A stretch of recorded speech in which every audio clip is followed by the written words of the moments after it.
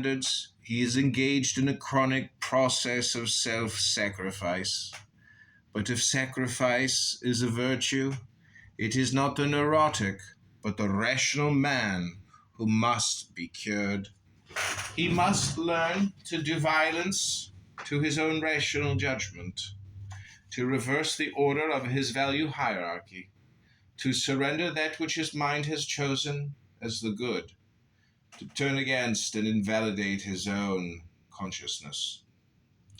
Do mystics declare that all they demand of man is that he sacrifice his happiness? To sacrifice one's happiness is to sacrifice one's desires. To sacrifice one's desires is to sacrifice one's values. To sacrifice one's values is to sacrifice one's judgment. To sacrifice one's judgment is to sacrifice one's mind. And it is nothing less than this that the creed of self-sacrifice aims at and demands. The root of selfishness is man's right and need to act on his own judgment. If his judgment is to be an object of sacrifice, what sort of efficacy, control, freedom from conflict, or serenity of spirit will be possible to man? The second aspect that is pertinent here involves not only the creed of self-sacrifice, but all the foregoing tenets of traditional morality.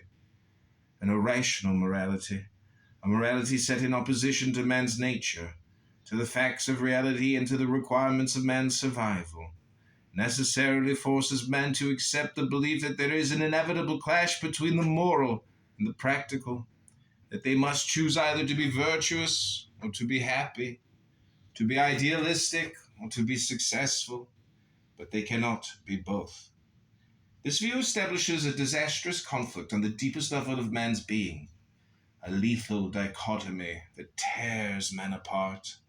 It forces him to choose between making himself able to live and making himself worthy of living. Yet self-esteem and mental health require that he achieve both. If man holds life on earth as the good, if he judges his values by the standard of that which is proper to the existence of a rational being, then there is no clash between the requirements of survival and of morality, no clash between making himself able to live and making himself worthy of living. He achieves the second by achieving the first. But there is a clash.